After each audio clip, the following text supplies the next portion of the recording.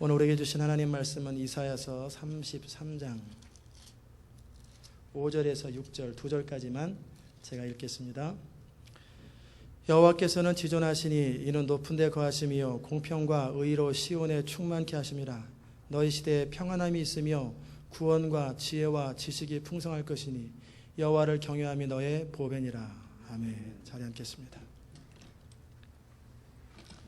하나님의 성령으로 우리를 이 시간 충만하게 하시고 또 시온 인터내셔널 교회를 향하신 또 이 말씀을 듣는 모든 사람을 향하신 하나님의 음성들이 들려지게 하여 주시옵소서. 주님을 의지하옵고 예수님의 이름으로 기도드리옵나이다. 아멘. 오늘 여러분과 함께 정체성, 아이덴티티라는 제목으로 말씀을 나눌 것입니다. 사람이 살아가는 동안에 정말 중요한 것은 뭐냐면 내가 누구인가예요. 내가 누구인가. 이 존재됨을 의식하고 살아가는 것입니다. 그러니까 종종 살다가 무너지는 이유는 뭐냐면 사는 데 빠져 살다가 엉뚱한 데로 가다 보면 길을 잘못 갔거나 또 내가 머리로 아는 것하고 실제 내 안에서 믿는 것하고 서로 다를 때 무너지게 됩니다. 만약에 여러분에게 묻는다면 왜 사느냐고, 그럼 쉽고 간단하게 정확하게 한 문장으로 내지는 한 단어로 말씀하실 수 있습니까? 왜 삽니까? 또 애틀란타에 왜 사십니까? 하고 많은 도시 가운데 애틀란타에 왜 사십니까? 그러면 여러분은 뭐라고 대답하시겠어요? 애틀란타에 왜 사는가? 이거에 대한 분명한 대답이 없으면 상황과 여건에 따라서 또 타주로도 가고 다른 나라로도 가고 그렇게 되죠. 여기 살아야 될 분명한 이유가 없으니까. 또 미국 땅에 왜 사십니까? 그냥요. 어쩌다 보니까 이렇게 됐어요. 그러면 또 어쩌다 보면 또 바뀌겠죠. 왜? 어쩌다 보니까. 한국 사람이라는 것, 또 한국 사람으로 살아가는 것, 미국 사람이라는 것, 미국 사람으로 살아가는 것, 이게 도대체 무슨 의미인가? 한국 사람이라는 나의 정체성이 도대체 뭔가? 미국 사람이라는 나의 정체성이 도대체 뭔가? 특별히 미국 같은 경우는 더하죠. 왜냐하면 한때는 영국이었는데 미국에 오니까 또 미국 사람하고 영국 사람하고 또 나중에 또 전쟁을 또 해요. 원래는 같은 영국 사람이었는데 땅을 구분하더니 미국에 산다고 또 전쟁을 하고 우리 땅이라. 그러면 도대체 나라라는 게 뭘까? 내가 이 나라에 산다라는 것도 뭘 의미할까? 지금은 다민족이 많지요. 굉장히 많은 다양한 민족들이 이 땅에 살고 있는데 그들에게 당신의 조국은 무엇이고 당신의 존재됨의 의미는 무엇입니까? 그러면 그들이 나는 미국 땅에 사는 것이 존재의 목적입니다. 그러면은 살지 말고 나가라 그러면 죽어야 되는데 또 다른 데 가서 또 산단 말이에요. 그러면 내가 정말 붙들고 내 마음속에 나를 지탱하는 그것이 뭔가? 월드컵 경기를 보실 때 제가 이번에 KTN에 한번 갔어요. 아침 7시 아르헨티나 경기할 적에 갔는데 많은 분들이 막 응원을 합니다. 대한민국 짜작짜작 하면서 막 응원하다가 후반쯤에 도대체 이길 가망이 없으니까 다 떠나버리더라고요. 그걸 보면서 안 떠난 분도 한 반은 됐는데 반이 떠나셨어요. 보다가. 그러면 속이 상해서 떠났겠죠. 또 바빠서 직장 때문에 떠났을 거예요. 그러면서도 정말 이 짝짝짝짝 하면서 이 한국을 응원하는 것이 또 무슨 의미가 있나. 그러다가 미국 땅에 살면서 시민권을 받고 한국 국적을 포기하면 축구 경기할 때 어느 나라를 응원해야 됩니까? 한국 국적을 포기했어요. 그래서 이제 미국 시민이 됐어요. 그러면 축구를 할 때 어디를 응원해야 돼요? 그러면 대답하기 좋지요. 마음으로는 한국인데 법적으로만 미국이다. 그럼 이 사람은 그 중심은 미국 사람이 아닌 거예요.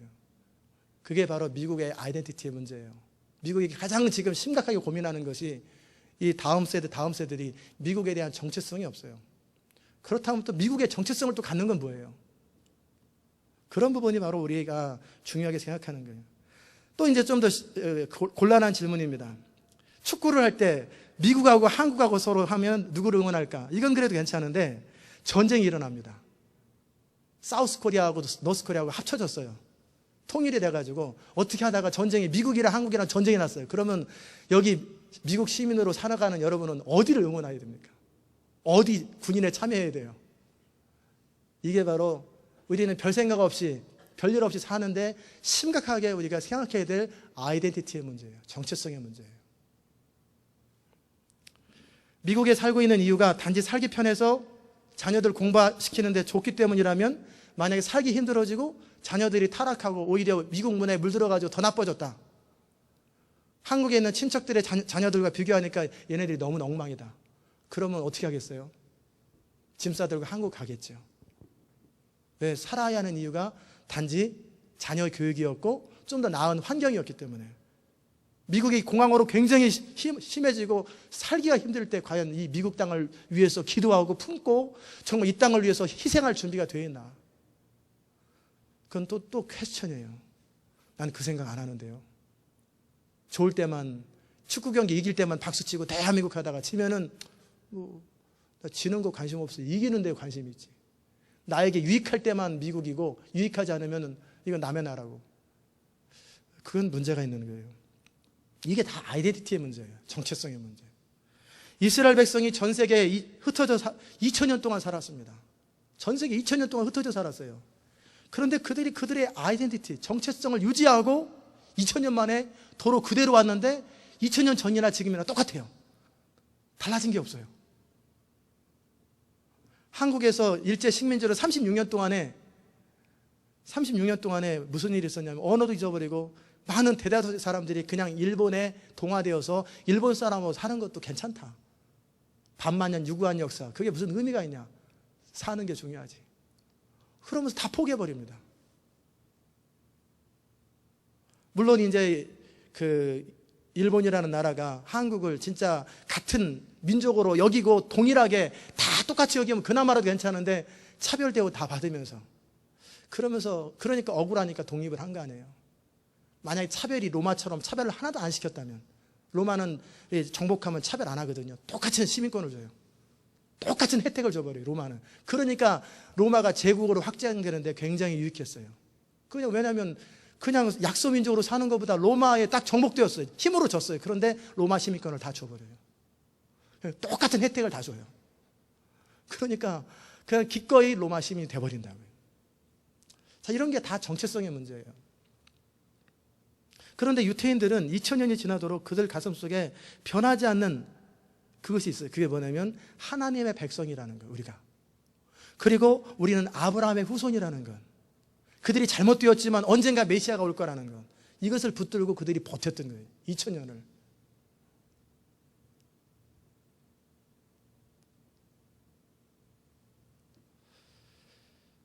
이스라엘 백성들의 문제는 뭐냐면 단지 하나님의 백성 아브라함의 후손이라는 것이 뭔지를 잊어버리고 단지 그것만 붙들고 있었던 거예요. 한국 사람이 도대체 뭐냐 그러면은 사람들이 좀 심각하게 질문하면은 몰라요. 한국 사람이라는 게 뭡니까? 그러면 얼굴이 노랗고 한국말을 쓰고 한국 된장국을 먹고 한국 고추장을 좋아하고 이게 한국 사람이지요. 그러면은 참 어려워지죠. 아버지가 한국 사람이고 어머니는 미국 사람이에요. 결혼했어요. 근데 얘는 양식을 좋아해요. 그럼 얘는 한국 사람인가 미국 사람인가? 그 본인이 선택하라고 이거지. 그것도 퀘스천이 되는 거예요. 다 그런 게 정체성의 문제예요.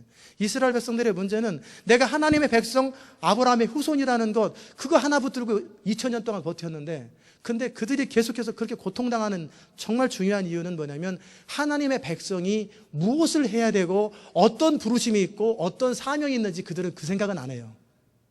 그냥 내가 아브라함의 후손이니까 구원받아 하나님의 자녀 될 것이고, 내가 아브라함의 후손이니까 나는 그냥 하나님이 나를 보호할 거라고, 이 생각을 가지고 있었는데, 이스라엘 백성들은 보호되는 게 아니라 맨날 짓밟히고 밟히고 쫓겨다니고 포로되니까 이들이 헷갈리는 거예요. 도대체 하나님의 백성으로 살아간다는 게 도대체 뭔가. 그래서 지붕 위의 바이올린에 보면은 그 남자 주인공 노래 잘하시는 뚱뚱한 그 농부 있잖아요. 그분이 뭐라고 그러냐면, 날마다 힘들고 고통스럽게 살아가니까, 그 사람 이름을 제가 생각이 안 나는데 그분이 그러는 거예요. 하나님, I know we are chosen people. 우리가 선택된 백성인 건 압니다. 그런데 가끔은 잠시는 다른 민족 좀 선택하면 안 됩니까? 우리 너무나 힘든데 다른 민족 선택하면 안 됩니까? 왜 우리 선택해놓고 우리를 코내물고 왜 이렇게 힘들게 괴롭힙니까? 그게 그들 안에 부정할 수 없는 이스라엘 백성이라는 건데, 그러나 그들이 이스라엘 백성이라고, 하나님의 백성, 아브라함의 후손이라는 그런 어떤 에스닉적인 측면의 존재, 그건 알고 있지만, 혈통으로서의 그런 건 알고 있지만, 그들을 향한 하나님의 부르심과 목적은 몰랐기 때문에 그들이 어려움을 겪는 거예요. 그러기에 정체성이라고 할 때는 단지 피부 색깔을 말하는 게 아니에요. 만약에 미국 땅에 이제는 인종들이 다양해져 가지고 어느 민족도 30%를 넘지 않는다. 어느 색깔도, 백인이든 또 흑인이든 뭐 황인족이든 어떤 에스닉도 30%를 넘지 않고 다 10%밖에 안 된다. 전부 다 한 70개의 민족이 다 5%씩 전부 다 미국 땅에 이렇게 살고 있다. 뭐 그럴 수 있잖아요. 막 자식 많이 나면. 그럼 이 나라는 어느 나라냐? 만약에 혈통으로서 이것만이 미국을 결정한다면 미국은 정체성이 없어져 버리는 거예요. 그러다 여차하면은 각자 나라로 해산한 그런 미국 땅은 텅 비는 거예요. 다 가버렸으니까. 그러면 혈통이라고 하는 것이 정체성을 결정하는 중요한 것은 있을 수도 있지만 그것이 다가 아니라는 거예요. 그럼 우리의 정체성, 우리가 누구인지를 결정할 때는 문화도 아니고 혈통도 아니에요. 존재의 목적이에요. 부르심이에요. 그것이 그 사람의 정체성입니다. 이스라엘 백성들이 하나님의 백성으로 아브라함의 후손이라고 하는 그 혈통적인 측면을 붙들고 2000년을 버텼지만, 그들이 하나님의 뜻을 이루지 못하고 아직까지도 하나님의 뜻을 이루지 못하는 이유는 그들에게 정말 중요한 부르심, 아브라함의 후손 이스라엘 백성들을 통해서 하나님 뭘 하기 원하시는지 그 부르심을 놓쳐버린 채 우리가 속으로 아브라함의 자손이니 하나님이 보호하시겠지, 마치 크리스찬이 그리스도인이 된 것에 대한 목적 의식이 없이 그냥 내가 하나님의 자녀니 하나님이 보호하시겠지, 그러다 인생에 위기 닥치고 어려움 닥치면은 하나님이 나를 왜 이렇게 버리시나, 왜 나를 힘들게 하시나 하고 이게 믿는 것도 의미 없다, 다 무너져 버린다는. 그래서 우리가 정체성이라는 단어를 사용할 때는 혈통보다 더 중요한 것이 있어요. 문화보다 더 중요한 게 있어요. 그게 뭐냐면 그 사람 안에 가치관이에요. 가치관. 그것을 놓쳐버리면 앞으로 30년에서 50년 내에 미국에 살고 있는 사람들이 이 미국을 통해서 분명한 모든 사람이 공유하는 가치관이 놓쳐버리면 미국 땅 무너집니다. 경제적으로 무너지는 게 아니에요. 군사적으로나 경제적으로는 무너질 리가 없어요. 그런데 그냥 아이덴티티가 없어져 버리는 거예요. 그리고 각자 자기 나라 해산하면 통 비는 거예요. 아무도 안 남는 거예요. 누가 남아있어요? 그럼 누군가가 점령하겠죠. 그러기에 정말 중요한 거는 영토도 아니에요. 부르심이에요. 존재의 목적이에요. 하나님께서 이스라엘 백성들을 택하시고 그들에게 계속해서 말씀하셨던 게 뭐냐면은 우상을 섬기지 마라, 가나안의 문화를 배격하라. 그 이유가 무엇이냐면 하나님의 백성으로서의 부르심과 정체성을 잃지 않게 하기 위해서예요. 이스라엘 백성들은 붙잡았어요. 뭐를 붙잡았냐면 우리가 아브라함의 후손이라는 건, 그리고 히브리어를 쓰고 언어를 붙들었고, 그리고 탈무드를 붙들었고, 그들의 어떤 조상적인 에스닉적인 측면에서 그 혈통 하나를 붙들었는데 그들은 진짜 붙들어야 될 것을 붙들지 못했어요. 그렇기 때문에 그들은 의미 없는 민족으로, 각자 개인적으로는 잘 살지 모르겠지만 하나님의 관점에서 하나님 이 땅에 인간을 창조하시고 민족을 창조하시고 그리고 특별히 아브라함의 후손인 이스라엘 백성들을 모으신 그 목적을 놓쳤기 때문에 그들은 하나님께는 별 도움이 안 되는 인생이 되어버린 거예요. 그럼 그들을 향한 부르심이 뭐였나? 그 하나님의 부르심을 하나님은 이제는 영적 이스라엘인 교회를 통해서 이루기 원하시는데, 그럼 하나님의 부르심이 뭔가? 우리 자녀들을 교육할 적에 우리 자녀들에게 너는 한국 사람이냐, 너는 바나나냐, 겉으로는 노란데 속은 하얘가지고 그냥 속은 생각은 전부 다 아메리카나이즈 돼 있고 겉모양만 한국 사람, 너는 도대체 어느 나라 사람이냐, 그러면 헷갈리는 거예요. 그러나 왜냐하면 헷갈릴 수밖에 없어요. 2세가 되고 3세가 되고 4세가 되면 더더욱이 이건 완전히 한국말도 모르고 한국말 알아도 한국 사람이 아니죠. 읽기만 할 뿐이지. 그들의 사고 구조, 그들의 생각 구조는 미국에서 다 교육받았기 때문에 전혀 틀려요. 그럼 이 아이들에게 정말 중요한 정체성을 심어줘야 되는데, 정체성이라는 아이덴티티라는 측면에서 정말 중요한 키포인트가 뭐냐, 그런 부분들을 함께 우리가 나누려고 그래요. 그래야 그 아이들이 흔들리지 않고 살 수 있어요. 이리 치우치고 저리 치우치고 눈치 보고 눈치 보고 애매하게 부모 따라와가지고 이 땅에서 참 초라한 인생 살다가 죽으면 그게 뭐예요? 이 아이들이 흔들리지 아니하는 당당하게 살아갈 수 있는 그런 정체성이 뭔가? 그건 뭐냐면 우리 안에 가장 기본적으로 우리가 모든 사람들이 모든 인종을 초월하고 문화를 초월해서 모든 사람들이 공통적으로 가져야 되는 것, 그런데 갖지 않아서 문제지 가져야 되는 정체성의 첫 번째가 뭐냐면 그건 민족보다 더 중요하고 가족보다 중요한 거예요.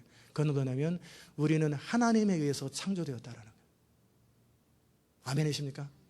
우리는 하나님에 의해서 창조되었고 하나님의 영광을 위해서 존재하고 하나님의 영광을 위해서 살아간다라는 것, 이것이 첫 번째 우리의 존재됨의 근거예요.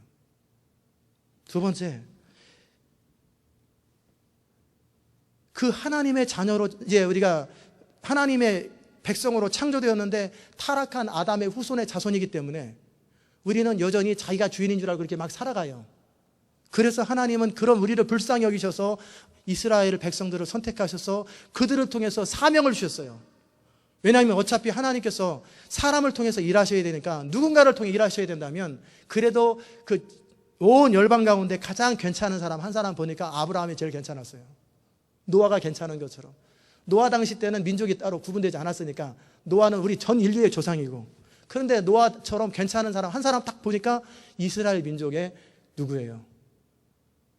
그냥 아직 이스라엘 민족이 아니었죠. 갈대아 우리에 살고 있는 아브라함 한 개인을 선택한 거예요. 그리고 그 아브라함을 통해서 사명을 주셨어요. 그 후손들을 통해서. 출애굽기 19장에 하늘과 땅의 모든 것이 다 내게 속하였다. 세계가 다 내게 속하였다. 그러므로 너희가 내 말을 잘 듣고 내 명령을 지키면 너희는 세계 열방 가운데 뛰어난 민족을 만들어 줄 것이다. 그런데 너희의 부르심과 사명이 뭔지 아느냐? 첫째는 너희는 제사장 나라가 되어야 된다. 제사장 나라라는 뭐냐면 모든 네이션, 모든 사람들에게 하나님을 전달하고 하나님의 복음을 전달해서 그들이 하나님을 섬기도록 해줘라. 그것이 제사장의 역할이에요. 두 번째는 뭐냐면 너희가 내게 속했으므로 이 세상 문화에 동화되지 말고 거룩하게 살아라. 구별되게 살아라. 그리고 세 번째는 나는 스스로 존재하는 자가 아니라 하나님의 소유다. 나는 하나님의 것이라는 것을 기억하고 살아라. 이 세 가지가 그들을 향한 정체성이었어요. 제사장 민족, 그리고 거룩하게 사는 것, 너는 하나님의 것이다. 동일하게 몸된 교회, 예수 그리스도로 말미암아 구원받은 하나님의 자녀들이 가져야 될 첫 번째 정체성은 바로 그거예요. 우리는 하나님의 것이요, 그리고 하나님의 나라를 세우고 하나님의 영광을 선포하는 그것을 위해서 존재하는 거예요. 그리고 우리는 이 세상의 문화와 동화되지 아니하고 하나님의 백성으로서의 아이덴티티, 정체성을 가지고 살아가는 것, 이것이 크리스찬인 모든 우리와 우리 자손들에게 심어줘야 될 거예요. 이것은 한국 사람보다 더 중요한 거예요. 미국 사람보다 중요한 거예요. 각자 자기 민족보다 중요한 것이고 가정보다 더 중요한 거예요. 그것을 정확하게 하나님의 사람이라는 것, 그것이 우리의 가슴 속에 깊이 새겨지지 않는 이상 우리는 의미 없는 인생이 되어버립니다. 사랑하는 여러분, 여러분이 예수 믿어 하나님의 자녀가 되어 있습니다. 그렇다면 우리가 하나님의 자녀라는 것이 결국 주일날 교회 나와서 성경 들고 오는 것, 다른 사람과 구별되는 것이 유일하게 주일날 교회 오는 것, 이것만입니까? 아니면 나는 신앙 고백을 하는 것, 전능하사 천지를 만드신 사도신경을 하는 것, 그것이 믿지는 않더라도 그냥 날마다 내 입에서 고백하는 것, 이게 내가 하나님의 자녀의 증거입니까? 아니죠. 술, 담배를 안 하는 것, 그것이 그럼 하나님의 자녀의 증거입니까? 그것도 아니죠. 죽은 다음에 천국 간다고 믿는 것, 이것이 하나님의 자녀의 증거입니까? 아니라는 거예요. 만약에 그 정도라면 우리가 심각한 위기에 닥치면은 다니엘처럼 사자굴에 들어가는 상황에 맞이하면 우리는 무너져 버립니다. 내가 정말 붙들 게 없으니까. 아까 제가 말씀드린 것처럼 미국 땅에 살아야 될 이유가 자녀 교육 때문인데 자녀들이 더 엉망이 된다. 그러면 유럽으로 가든지 아프리카로 가든지 한국으로 갈 거 아니에요. 내가 미국 땅에 사는 이유가 무엇인가를 아는 것처럼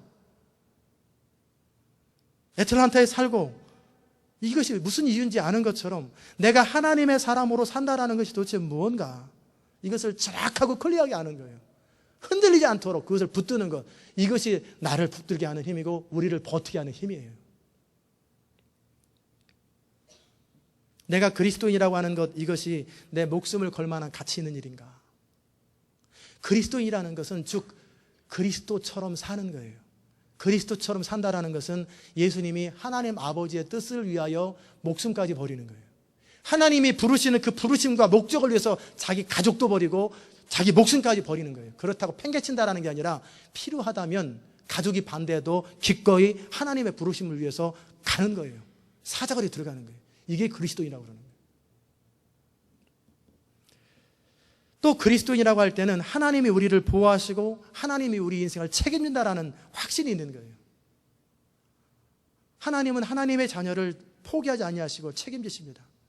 내게 주신 자를 잃어버리지 아니하고 마지막 날에 다 구원하는 것, 이것이 예수님의 마지막 기도이셨던 것처럼 설령 부모는 자녀를 버리고 낙태하고 또는 낳은 자녀 고아원에 보내고 그저 어떻게 하다가 부부 사이 힘들어져 가지고 네가 키워라, 싫다, 네가 키워라, 싫다 서로 해가지고 어쩔 수 없이 할아버지한테 집에다가 맡기고 할머니 집에 맡기는 그런 안이 있다 할지라도 네 하나님은 너를 버리지 아니하고 영원토록 보존할 거라는 그 믿음이 우리 안에 있는 것, 그게 그리스도인이라는 증거예요. 그리스도인이라는 건, 하나님의 사람이라는 것은 두 가지입니다. 하나는 하나님의 사랑을 받는 존재라는 것, 완전한 하나님의 사랑을 받는다라는 것, 그것과 함께 두 번째는 뭐냐면 하나님을 위해서 살기도 하고 하나님을 위해서 죽기도 한다라는 것, 이게 그리스도인이라는 거예요. 아멘이십니까? 그걸 여러분이 지금 새기라는 거예요. 오늘 처음 아셨으면 오늘부터 새기세요. 그래서 하나님이 나를 사랑하실 때 완전한 사랑으로 사랑한다는 얘기는 어떤 경우에도 하나님의 사랑을 의심하지 않는 거예요. 그리고 하나님의 보호하심, 하나님의 이끄심을 신뢰하는 거예요. 그래서 하나님께서 우리에게 어떤 사명을 주셔서 광야로 가라, 그러면 광야로 가는 거예요. 뭐 먹고 살게요? 그거는 부르신 분이 책임지는 거예요. 산꼭대기 가라, 호렙산 꼭대기 가라면 부르신 하나님이 다 까마귀를 통해서 먹이든지, 이번에 새로운 버전으로 비둘기를 통해 먹이든지, 코끼리를 통해서 먹이든지, 무슨 방법을 통해서도 하나님은 부르신 자들을 책임지게 돼 있어요. 그것에 대한 확신이 없으면 우리가 어떻게 버티겠어요? 하나님의 완전한 사랑과 보호에 대한 확신이 없으면 우리는 스스로 살궁리를 할 수밖에 없어요. 하나님이 내 인생을 책임지지 않는다, 그럼 우리가 책임져야지 어떻게 하겠어요? 왜? 살아야 되니까. 그러나 하나님이 우리를 확실히 보호하고 책임진다라는 걸 믿으면 그 하나님의 부르심을 위해서 완전하게 헌신할 수 있어요. 하나님이 나를 사랑하신다, 나를 보호하신다, 나의 모든 필요를 하나님이 책임질 수 있다. 그러면 확신이 생깁니다. 그리고 이제는 내가 하나님의 사람으로 하나님의 영광, 하나님의 나라를 위해서 살아가는 존재로 나는 새롭게 나의 아이덴티티를 정립한다. 그것이 크리스찬입니다. 성경에서 그리스도인을 규정할 때 자기를 부인하고 죽기까지 자기 십자가를 지는 것, 이 세대를 본받지 아니하고 하나님의 백성으로 살아가며 너희는 주 너희 하나님을 마음을 다하고 뜻을 다하고 힘을 다하고 성품을 다해 사랑한다는 것은 상징이 아니에요. 실제적인 고백입니다. 실제. 우리가 하나님을 사랑한다고 그래요. 다 물어보면 다 하나님 사랑한다고 그래요. 그러나 영국 속담이 들렸는지 모르겠어요. 영국 속담에는 남편에게 아내를 사랑하느냐고 그러면은 아내를 사랑한다라고 말할 때 전제가 있대요. 지금은 내일은 모르겠지만 지금은 I love my wife right now only. 지금이 계속되면 괜찮은데, 그런 여자들은 남편을 사랑하느냐 그럴 때 영국 속담에 그렇다라는 거예요. 사랑한다고 고백할 때 전제는 뭐냐면 남편이 나를 사랑하는 한, 그것이 여자들 마음속에 전제가 돼 있대요. 이게 해결 안 되면 뭐냐면은 더 좋은 여자를 만나거나 남편이 바람피면은 마음이 식어버리는 거예요. 마찬가지로 우리가 하나님을 사랑한다는 것이 좋은 일이 많을 때, 내가 원하는 것이 이루어질 때, 그것이 전제가 되어 있다면 문제가 커집니다. 영국 속담이 성경은 아니에요. 그것은 잘못된 속담이에요. 하나님을 사랑한다는 것은 나의 계명을 가지고 지키는 자라야 나를 사랑하는 자다. 주님이 분명히 말씀하셨어요.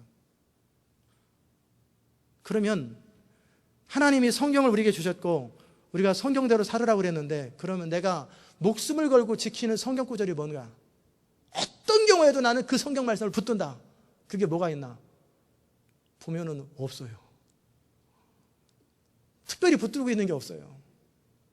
내가 결정적인 순간 코너에 몰렸을 때 나를 붙들게 하는 나를 붙드는 그 성경이 뭔가? 정말 하나님이 나를 사랑한다고 믿는가? 어떤 경우에도 God is good이라는 걸 믿는가? 하나님은 좋으신 하나님이다. 어떤 경우에도. 심지어는 욥과 같이 자식들 다 없어져 버리고, 그리고 정말 집안 다 날아가고, 사금팔이 아시죠? 항아리 깨진 거. 몸을 긁으면서도 하나님은 여전히 나를 사랑하신다. 과연 그럴 수 있나? 사랑하는 줄 알았는데 나를 이용했구만. 그리고 그럴 건가냐? 그 하나님의 사랑을 의심하지 않을 수 있느냐? 저는 여러분에게 권면합니다. 하나님의 말씀 가운데 어떤 말씀이라도 붙들 수 있으면 좋겠어요. 그게 힘이에요. 내가 어떤 경우에도 나를 버티게 하는 힘. 제가 코너에 몰릴 때, 정말 어렵고 힘든 칠흑 같은 사망의 터널을 지나갈 때 아무런 잡히는 게 없어요. 아무것도 기댈 데가 없어요. 그럴 때 제 마음속에 붙들었던 게 두 말씀이에요. 첫째는 하나님은 나를 사랑하신다. 그리고 나도 하나님을 사랑한다. 그러므로 모든 것이 선을 이루실 것이다. 그 말씀. 하나님이 나를 사랑한다. 나도 하나님을 사랑한다. 그러므로 모든 것이 하나님 안에서 해결될 것이다. 그거 하나 붙들고 제가 그 칠흑 같은 터널을 버틴 거예요. 2시간 단위로 무너져 가는데 막 무너져요. 가슴이 죄어들고 견디지 못해서 살 수가 없어요. 막. 그럴 때 저를 버티게 하는 힘이 뭐냐면 하나님은 나를 사랑한다. 나도 하나님을 사랑한다. 이것은 불변하는 사실이다. 그러므로 하나님 안에서 내 인생은 새롭게 시작될 것이다. 그 말씀 한 구절이 저를 버티게 하는 거예요. 마찬가지로 여러분을 버티게 하는 구절이 무엇입니까? 여러분을 붙드는 힘이 뭡니까? 사람들이요, 신앙생활 하면서 별 생각 없이 정리되지 않은 생각들을 가지고 살아가다가 인생의 위기에 빠지면 그냥 좌절하고 그냥 쉽게 무너져 버립니다. 여러분이 시온의 백성으로, 시온 인터내셔널 교회에 속한 시온의 백성이라고 할 때 뭘 붙드는지, 그냥 미국 살면서 나의 신앙을 유지하는데 도움이 되는 그 정도, 약간 도움이 되는 그 정도로서의 시온의 백성의 정체성을 가지고 있는지, 또는 시온의 비전을 위해서 어느 정도 헌신할 마음이 있는지, 그런 것이 다 정체성이에요. 그 사람을 버티게 하는 힘이에요. 우리가 하나님의 백성이라고 그럴 때 도대체 우리에게 주어진 특권은 뭐고 의무는 뭔지. 결혼도 마찬가지입니다. 내가 결혼을 했을 때, 우리가 결혼을 할 때 결혼의 목적이 뭔가? 그 사람을 사랑하기 때문에 결혼해야 돼요. 사랑은 자기 유익을 구하지 않는 거예요. 그죠? 그러므로 나는 내가 사랑하는 그 대상을 행복하게 해주기 위해서 나는 결혼하는 거예요. 그 이상도 그 이하도 아닌 거예요. 내가 사랑하기 때문에 결혼하고, 그리고 내가 사랑하는 그 대상을 위해서 나는 나의 존재를 거는 거예요. 그러면 어떤 경우에도 안 깨집니다. 그러나 결혼의 목적이 저 남자 만나가지고 좀 행복하려고, 저 여자 만나서 좀 편해보려고 그랬는데 그게 안 이루어지면 어떻게 했어요? 다 그만이다. 그때 그러지 말았어야 되는데. 그리고 나서 마음을 돌려버립니다. 목적이 잘못됐기 때문에. 교회 생활을 할 때도 마찬가지입니다. 교회를 통해서 내가 뭔가를 얻으려 하다가, 내가 원하는 어떤 걸 얻으려다가 못 얻으면 어떻게 하겠어요? 차 바꿔 타듯이 얼마든지 바꿔 타는 게 또 우리의 아이덴티티예요. 우리가 정말 이런 것이 중요합니다. 이번에 우리 변 목사님 아들이 죽고 천국에 갔지요. 만약에 부모가 신앙을 가지고 있을 때 머리로만 가지고 있었다, 천국에 갔으려니 또 갔다라고 머리로만 생각하고 있었다면, 교리적으로 알고 있었다면 못 견뎠을 거예요. 그러나 그 마음 안에서, 그 영 안에서 천국에 대한 확신, 삶의 목적과 이유에 대한 분명한 확신이 있으면 감당할 수 있는 거예요. 찬송가 470장의 그 저자 레퍼포드인가 그분이 대서양에서, 유럽에서 미국으로 오는 배에서 자식들이 싹 죽었잖아요. 4명인가 자식들이 죽었을 때 그가 그 아내를 만나러 갈 때 아내만 간신히 파손나는 배를 타고 쪽가리를 타고 살았어요.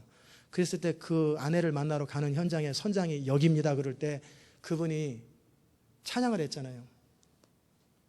내 평생에 가는 길 순탄하여 늘 잔잔한 강 같든지, 아니면 큰 풍파로 무섭고 어렵든지 나의 영혼은 평안하다. 한 명이 아니에요. 모든 자녀들이 싹 죽었어요. 스파포드. 내 영혼 평안해. 내 영혼 평안해. 이 시를 지을 수 있는 힘이 어디서 나오는가? 그가 가지고 있는 신앙에서 나오는 거예요. 그걸 가지고 그를 버티게 하는 힘이 믿음에서 나오는 거예요. 우리는 살 만큼 살다 죽으면 천국 가고 천국 간다고 믿고 내세를 보장받는다는 개념이 아니라 선교를 하기 위해서 필요하면 내 자식이나 내 자신이 죽을 수밖에 없고 고문을 당할 수밖에 없는 그런 상황으로 부딪히게 될 때 천국에 대한 확신이 없다면 그 사람은 선교 못할 거예요. 그리고 목숨을 걸고 복음을 전하지 못할 거예요. 그런데 아브라함에게 하나님 말씀하세요. 아브라함아, 네 자식을 나에게 번제로 드려라. 불태워 드리라는 거예요. 그 말씀을 들었을 때 다니엘의 세 친구가 이 금신상에게 절하지 않으면 풀무불에 그냥 들어가기만 하면 타 죽는 그 풀무불에 죽는다고 그럴 때 자기 믿음을 지킬 수 있는 힘이 어디서 나오나? 만약에 아브라함이나 이 다니엘의 세 친구가 하나님에 대한 확신이 없다면 또 하나님을 사랑하지 않았거나 하나님을 사랑하긴 했지만 자기 목숨이나 자기 자식의 목숨을 잃을 만큼 사랑하지 않았다면 그들은 일제시대 때 신사참배한 사람처럼 다 타협했을 거예요. 한국 교회 일제시대 때 99%의 목회자와 성도들이 다 타협했습니다. 다 신사참배했어요. 그들은 하나님을 사랑하고 하나님을 예배한다고 다 고백했어요. 그러나 거의 전부 다 99%가 넘어요. 거의 대부분이 다 절하고 금신상에 절하고 일본 황제한테 절했어요. 왜? 그들이 목숨을 걸 만한 하나님을 향한 절대적인 믿음이 없기 때문에 그랬던 거예요. 하나님을 섬기는 것도 좋지만 내 목숨이 더 중요하고 내 자식의 목숨이 더 중요하기 때문에 일단 그것은 두 번째 프라이어리티로 밀려버렸던 거예요. 그런데 우리 주님은 그런 우리에게 말씀하시는 거예요. 아무든지 내게로 오르거든 자기를 부인하고 자기 십자가를 져야 한다. 그리고 나를 따라오려면은 어떻게 해야 되냐면은 네 부모와 처자와 형제와 자매와 및 자기 목숨까지 미워하지 아니하면 능히 나의 제자가 되지 못한다. 누구든지 자기 십자가를 지고 나를 쫓지 않는 자도 능히 나의 제자가 되지 못한다. 이것은 우리 주님께서 우리 괴롭히려고 이런 말씀을 주셨을까? 아니에요. 정말 가족을 사랑하는 길이에요. 그것이 정말 우리가 돌보는 사람들을 사랑하는 방법이에요. 그것이 정말 우리 자신을 살리는 길이에요. 지금까지 역사는 인류의 행복을 위해서 무엇을 했냐면 끊임없이 제도를 만들었고 끊임없이 아이디어를 통해서 세상을 회복하려고 그랬어요. 유토피아를 만들려고 그랬어요. 그래서 한때는 공산주의라고 하는 것을 만들죠. 지구의 절반을 차지했던 공산주의.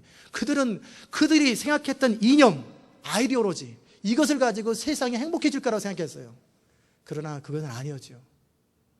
이슬람의 그런 신앙을 가지고 세상을 행복하게 할 것 같지만 그것도 아니에요. 정말 우리가 진리의 바탕을 두고 영원한 것에 바탕을 두어서 우리의 아이덴티티가 기반이 딱 베이스 언더 아이덴티티. 그 아이덴티티가 뭐냐면 진리의 바탕을 두고 영원해야 돼요. 절대적이어야 돼요. 그럴 때만이 우리가 확신이 있게 되고 보존돼요. 정말 우리가 예수님 말씀대로 우선순위를 하나님께 두고 내 부모와 처자와 형제와 자매와 자기 목숨까지 미워할 만큼 하나님을 우선순위로 둔다면 그것이 정말로 가정을 사랑하는 방법이에요. 그게 정말 아들을 사랑하는 방법이고 딸을 사랑하는 방법이에요. 결국 이 땅을 살릴 수 있는 길이 뭘까? 공산주의 이론도 아니에요. 그러면 자본주의가 오르냐? 그것도 아니에요. 가난한 자는 가난하고 부자가 부자 되는 게 이게 뭐가 옳겠어요? 그런 부자들이 자기 재산을 빌 게이츠나 워렌 버핏이 얘기한 것처럼 전 재산을 띄어가지고 가난한 사람들, 그럼 누가 일하겠어요? 안 하죠. 그래서 자본주의도 성경의 원리가 아니에요. 그럼 민주주의가 성경의 원리냐? 인간이 하나님 없이 이 땅을 이끌어가는데 그나마라도 역사상 가장 괜찮은 대안이 민주주의지만 하나님이 전제된 상태에서 민주주의가 대안 아니에요. 그러면 우리가 이 땅을 이끌어가고 행복하게 만드는 길이 뭘까? 하나님께로 돌아오는 거예요. 하나님 그분께로 돌아오는 거예요. 우리가 정체성을 거짓된 진리의 바탕을 두면 안 돼요. 오늘 본문에 뭐라고 나오냐면 너희 시대에 평안함이 있으며 구원과 지혜와 지식에 풍성할 것이니 여호와를 경외함이 너의 보배니라 그렇게 말씀하셨어요. 이사야 33장 5절 6절에 너와 사는 시대, 즉 너의 시대는 2000년 전, 지금 이사야는 2000년 전이잖아요. 그보다 훨씬 더 전이잖아요. 저 2500년, 2700년 전인데 매 시대를 말하는 거예요. 너희 시대는 매 우리가 살고 있는 21세기를 포함해서 3000년 전의 시대나 매 시대 때 너희 시대에 평안함이 있으며 구원과 지혜와 지식이 풍성할 수 있는 길이 있다. 그건 뭐냐면 여호와를 경외하는 것이다. 여호와를 경외하는 것만이 우리 인생에 평안함이 있고 구원과 지혜와 지식이 풍성할 것이다. 여호와를 경외함이 너의 보배니라. 너의 포지션이니라. 여호와를 경외하는 것이 가장 소중하다라는 거예요. 그 하나님은 어떤 분이세요? 지존하신 분, 높은 데 거하시는 분, 5절에 공평과 의로 시온에 충만하신 분. 이 땅이 정말 유토피아가 이루어지려면, 이 땅에 완전한 행복이 이루어지려면 방법은 한 가지밖에 없어요. 어떤 이데올로기도, 어떤 사상도, 어떤 것도 불가능합니다. 철학으로도 불가능해요. 왜? 인간의 근본적으로 이기심을 극복하지 못해요. 그러면 유일하게 이 땅이 완전한 행복으로 찾아오려면 모든 인류를 구원할 수 있는 길이 뭐냐면 하나님의 나라예요. 그래서 바벨론의 포로로 잡혔던 다니엘의 꿈에 금신상이 아니라 큰 신상이 있는데 거기에 머리는 정금으로 되어 있고 가슴과 배는 은으로 되어 있고 다리는 노수로 되어 있고 발은 얼마는 철로 되어 있고 얼마는 흙으로 되어 있을 때 그게 하나는 바벨론, 메데와 페사, 그다음 헬라 제국, 로마를 상징하잖아요. 그런데 그게 그 당시 때 대제국이에요. 세상을 구원할 것 같은 대제국. 그런데 한 뜨인 돌이 뚝 날아오더니 탁 깨트려서 박살을 내버리잖아요. 그 뜨인 돌이 뭐냐면 하나님의 나라예요. 이 땅을 회복할 수 있는 길은 하나님의 나라밖에 없어요. 이 땅을 사람을 회복하고 홈리스를 제거한다라는 말이 없애버린다는 게 아니라 홈리스 상태를 제거한다라는 거예요. 이 나라와 열방 가운데 갈등을 제거하고 모든 문제를 해결하는 것은 한 가지 길밖에 없어요. 예수 그리스도를 통한 하나님의 복음을 전달함으로 하나님 나라가 완성되는 거예요. 우리 자녀를 가장 잘 키울 수 있는 비결은 딱 한 가지밖에 없어요. 그들이 하나님을 경외하도록 해주는 거예요. 하나님의 말씀과 뜻을 따라 살도록 해주는 것. 그것이 자녀를 가장 잘 키우는 거예요. 그것이 우리의 기본적인 가치관, 가장 중심의 가치관이 되는 거예요. 그러면 그분께서 우리의 뭐가 되냐면 지존하신 분이시고 높은 데 거하시고 공평과 의로 시온을 충만하게 하실 뿐만 아니라 33장 22절에 대저 여호와는 우리의 재판장이요 여호와는 우리의 율법을 세우신 자요 여호와는 우리 왕이시니 우리를 구원하실 겁니다. 하나님 그분께서 모든 만물의 기초가 되시고 시작이 되시고 우리를 구원하시고 마지막까지 책임지실 분 하나님께로 돌아와야 되는 거예요. 그런데 그 하나님께 돌아오는 길은 다른 길은 없어요. 오직 예수 그리스도를 통한 하나님께 돌아가는 것. 이 하나님에 대한 확신이 없으면 우리는 무너집니다. 시편 기자가 시를 뭐라고 썼냐면 사람들이 이 다윗이 그러는 거예요. 내가 여호와께 피하였거늘 사람들이 새처럼 산으로 도망하라 하면 어찌민고 의인이 터가 무너지면 어찌할꼬 그런 말이 있어요. 그게 무슨 말이냐면 이 시편 기자 다윗은 내가 하나님 그분께 나의 소망을 두고 하나님이 나를 살리면 사는 것이고 죽이면 죽는 것이고 그분이 나를 높이면 높아지는 거고 낮추면 낮춰지는 것이고 나의 모든 존재의 근거가 하나님께 있으므로 내가 하나님께 피하였거늘 왜 사람들은 인간적인 방법으로 산으로 사울 왕을 통해 피해 도망하라 이리저리 피하고 인간적인 방법을 취하라고 하느냐. 그건 아니다. 의인이 내가 버틸 수 있는 근거 하나님을 의지하는 것 하나님을 신뢰하는 이 터가 무너지면 내가 앞으로 어떻게 설 수 있겠느냐. 이번 한 번은 어떻게 요행이 넘어갈 수 있었지만 그 다음에 내가 어떻게 살아가느냐. 내 삶의 기반이 무너져 버린다. 그러므로 나는 하나님께 피할 것이다. 하나님 그분께 소망을 둘 것이다. 살든지 죽든지 나는 하나님의 손에 내 인생을 맡길 것이다. 내 시대가 주의 손에 있사오니. 이게 다윗의 고백이고 위대한 사람이에요.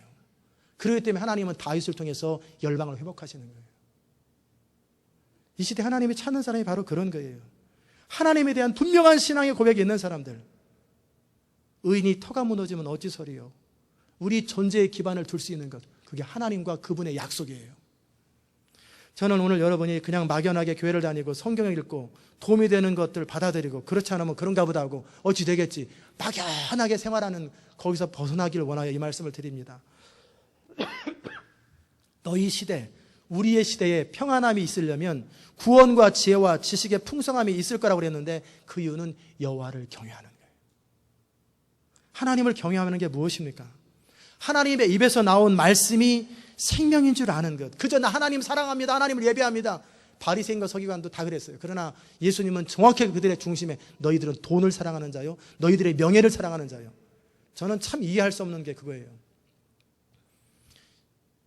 그들이 자기 생각에 사로잡혀가지고 예수님을 십자가에 못 박았다고 쳐요. 안 보이니까. 그렇다면 예수님이 부활했다고 고백하는, 그것도 로마 병정도 아니고 자기들이 세워놓은 자기 병사들이에요.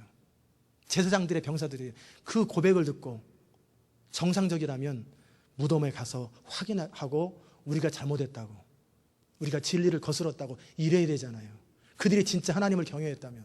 그런데 그들은 돈 주고 매수해가지고 덮어버렸어요. 제자들이 훔쳐갔다고, 거짓말이다고. 그렇다면 바리새인과 종교 지도자들은 하나님을 사랑한 게 아니에요. 진리를 사랑한 게 아니에요. 자기를 사랑한 것이고, 돈을 사랑한 것이고, 자기 전통을 사랑한 것이고, 자기 생각을 사랑한 것이고, 자기 명예를 사랑한 거예요.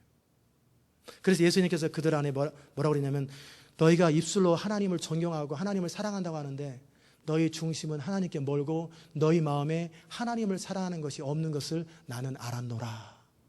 정확하게 표현하셨어요. 그들은 하나님 마음을 끔뻑하는 사람들인데, 그런데 너희 안에 하나님을 사랑하는 것이 없다. 여호와를 경외함이 무엇입니까? 하나님의 입에서 나온 말씀이 생명인 줄 알기에 그대로 자신의 삶을 걸고 순종하고 살아가는 것. 내 본능적인 욕구와 생존에 대한 욕구와 이 모든 것을 넘어서서 하나님의 말씀에 근거하여서 자신의 삶의 기준을 세우는 것. 하나님을 사랑하는 것, 하나님의 뜻을 추구하는 것, 하나님의 말씀을 생명처럼 여기는 것, 그리고 하나님께서 주신 약속과 비전과 목적과 부르심을 나의 전부로 여기는 것. 이것이 여호와를 경외하는 거예요. 입으로 하나님을 사랑하는 건 하나님 관심 없어요. 현실적으로 하나님을 사랑하느냐? 현실적으로 하나님을 사랑하느냐? 주님이 말씀하시면 상징이 아니라 액세서리가 아니에요. 하늘의 비랄이 땅에 떨어져 죽지 아니하면 하늘 그대로 있고 죽으면 많은 열매를 맺는다 그랬어요. 우리가 열매 맺는 인생을 원해요. 근데 이 열매를 맺는 데는 능력이 아니에요. 테크닉이 아니에요. 시스템이 아니에요. 재주가 아니에요. 땅에 떨어져 죽는 거예요. 근데 그 죽음이 뭐냐면 자기 생명을 사랑하는 자는 잃을 것이요, 이 세상에서 자기 생명을 미워하는 자는 영생하도록 보존하리라. 열매 맺는 비결은 자기 생명을 잃어버리는 거예요. 하나님을 위해서 기꺼이 죽을 수 있는 거예요. 그런 사람을 통해서 하나님은 열매를 맺으시고 하나님 나라를 완성하세요. 제가 제자 훈련하면서 이 말씀을 분명히 읽고 선언하는데도 사람들은 별 생각 없이 받아들여요. 그런데요, 저는 그 사람들을 정죄하거나 비난할 생각 없어요. 왜냐하면 불쌍한 거예요. 그분들이 코너에 몰릴 때, 인생의 위기에 몰릴 때 그들은 설 수가 없어요. 알코올 중독자가 되어버리거나 심하게 좌절해버리고 포기해버립니다, 신앙을. 왜? 그들 중심에 붙드는 게 없기 때문에 그래요. 그냥 적당히 손해보지 않는 상황, 손해를 보아도 감당할 수 있는 상황, 이런 것은 다 그래도 나 그럼에도 불구하고 그러지만 치명적인 손해를 봐야 하거나 모든 걸 접고 어느 날 하나님의 부르심을 따라 어디 가야 될 때 과연 내가 붙드는 내 신앙이 나를 움직이게 하는 힘이 있나? 그게 바로 아이덴티티입니다. 이것을 평상시에 정리해 놓지 않으면, 그리고 하나님과의 관계 속에서 영적으로 믿음으로 분명하게 세워놓고 계속 기도해 놓지 않으면 우리가 평상시에 옳다고 믿는 가치관들이 우리가 위기에 닥칠 때 우리를 버티게 하는데 그게 정리가 안 돼 있으면 시험 들게 되고 실족하게 되고 무너져 버립니다. 성경은 분명히 말합니다. 너희 시대에 평안함이 있을 것이다. 어떻게? 구원과 지혜와 지식의 풍성함이 있을 것이다. 왜? 그냥 주어지는 게 아니라 여호와를 경외할 때 그게 되어진다. 항상 단서는 여호와를 경외할 때예요. 그런데 시온의 33장 14절에 보면은 시온의 죄인들이 두려워하며 경건치 아니한 자들이 떨며 이르기를 우리 중에 누가 삼키는 불과 함께 거하겠으며 우리 중에 누가 영영이 타는 것과 함께 거하리요 라고 질문합니다. 이스라엘 백성 가운데 아시리아가 쳐들어오고 인생의 위기가 닥쳤는데 버틸 수 있고 보존될 수 있겠느냐, 과연 우리가 그럴 사람이 있겠느냐. 그럴 때 하나님은 분명히 이사야 선지자를 통해 선포합니다. 오직 의롭게 행하는 자, 정직히 말하는 자, 토색한 재물을 가증히 여기는 자, 손을 들어 뇌물을 받지 아니하는 자, 귀를 막아 피 흘리는 꾀를 듣지 아니하는 자, 다 하나님을 경외하는 자들이에요. 눈을 감아 악을 보지 아니하는 자, 그는 높은 곳에 거하리니 견고한 바위가 그 보장이 되며 그 양식은 공급되고 그 물은 끊어지지 아니하리라. 계속해서 말씀하십니다. 하나님께서 내가 보호할 것이고 내가 높일 것이다. 22절에 대저 여호와는 우리의 재판장이시요 여호와는 우리에게 율법을 세우신 자시요 여호와는 우리의 왕이시니 우리를 구원하실 것이다. 하나님의 보호와 구원이 있는 사람은 하나님을 경외하며 하나님의 말씀대로 손해볼지라도 말씀대로 살아가는 그런 사람들, 바로 그런 사람들이 하나님의 보호가 있다라는 거예요. 이제 여러분이 중심에서부터 삶을 정리해야 됩니다. 그냥 엄벙덤벙 살면서 그런가 보다 하고 대충 교회 다니는 거 이제는 넘어서야 합니다. 우리 시온 인터내셔널 교회 모든 성도들에게 하나님이 하시는 말씀이, 너희들이 하나님을 사랑하고 하나님을 예배하기를 원하고 비전을 신뢰하고 하나님 뜻대로 살기를 소원하는 것 내가 인정한다. 그러나 이제 새롭게 전환해야 될 게 있다. 그것이 너의 전부가 되어라. 너의 발업라인이 되어라.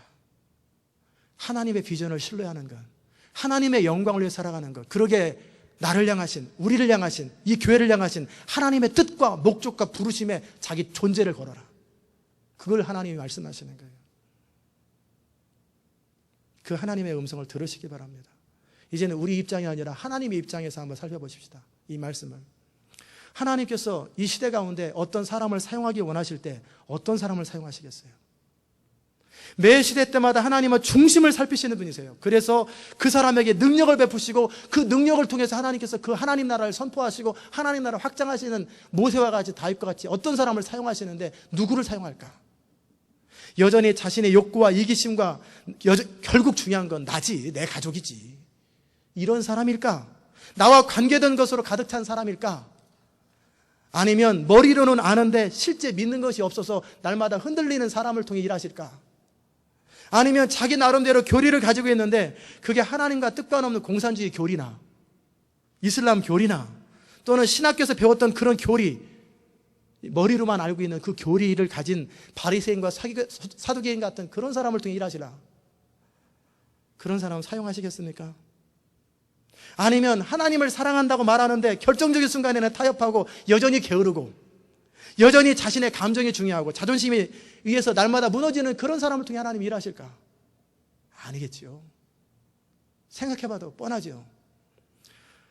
하나님을 예배하는데 이해되지 않거나 자기 마음에 들지 않으면 하나님의 말씀도 약속도 다 팽개쳐버리는 그런 사람을 통해 하나님이 일하실까?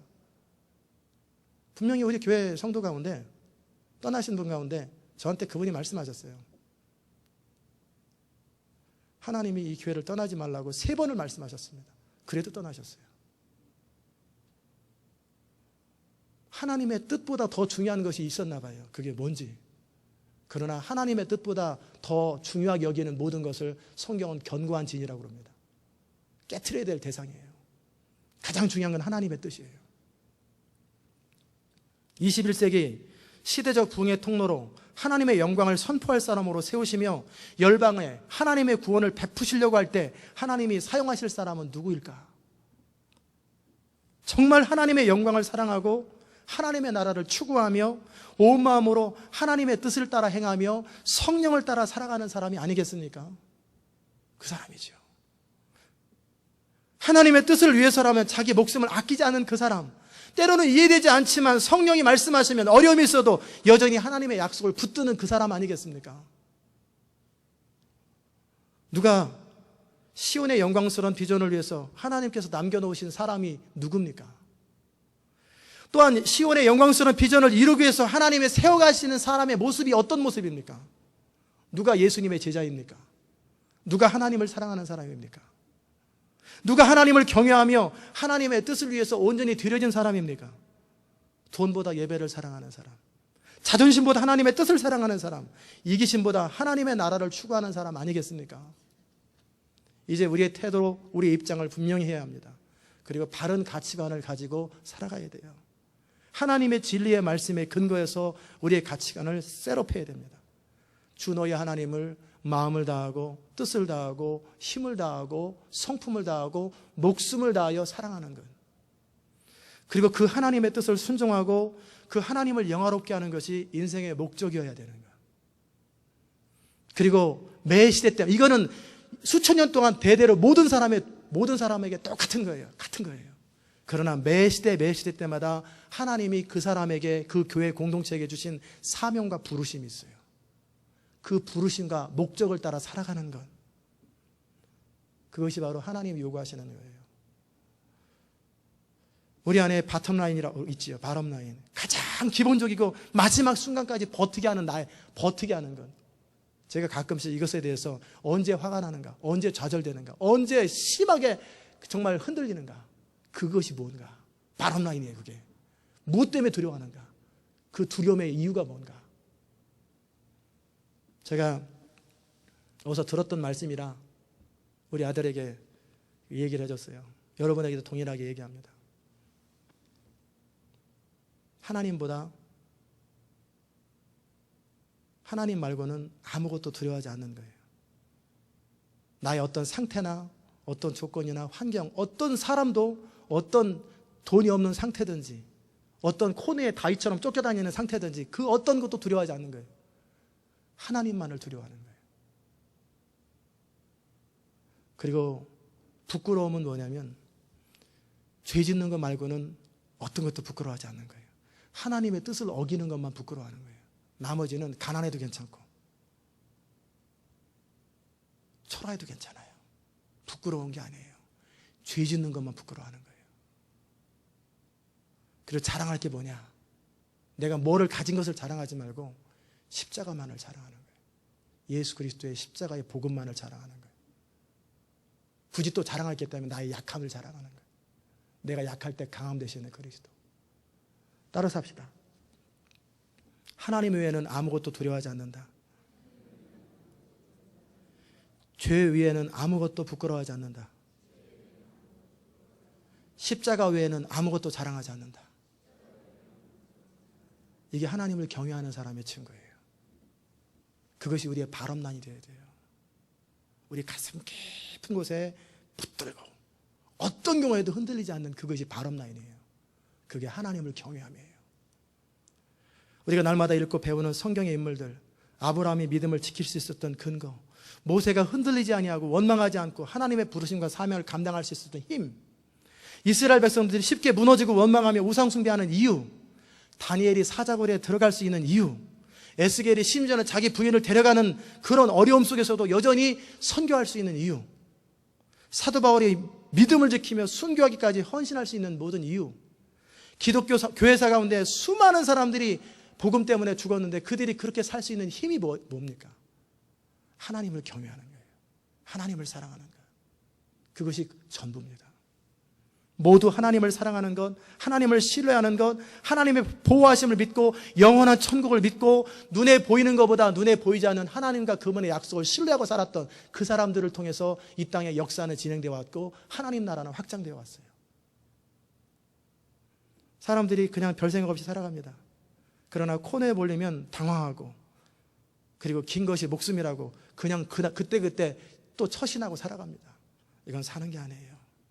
그렇게 살기에는 인간은 너무나 소중한 존재예요. 인간은 하나님의 형상을 따라 지어진 존재예요. 그렇기 때문에 우리는 생존을 넘어서야 합니다. 자신의 이기심과 욕구를 따라 살아가는 수준을 넘어서야 합니다. 내 가정, 이 모든 것이 이기심의 출발이거든요. 그러기에 나보다는 내 가족이 중요한 거예요. 내 가족보다는 나라와 민족이 중요한 거예요. 나라와 민족보다 더 중요한 건 하나님의 나라가 제일 중요한 거예요. 나라와 민족은 있다가도 없어지고 없다가도 있어져요. 그러나 하나님 나라는 영원해요. 하나님의 나라, 하나님, 그분을 위해 살아가는 것, 그것이 인생을 가장 잘 사는 비결이고 우리가 정말 충성하는 비결이고 그게 정말 자식을 위하는 비결이고 우리가 인생에 성공하는 비결이고 영원히 남는 길이에요. 이게 우리의 정체성이 되어야 돼요.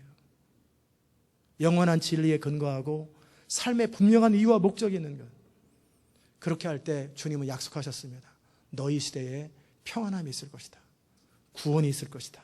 지혜가 있을 것이다. 지식의 풍성함이 있을 것이다. 가장 행복한 인생은 뭐냐면 이 하나님의 나라와 영광을 위해서 자기의 존재를 다 걸 수 있는 믿음과 확신이 있는 사람.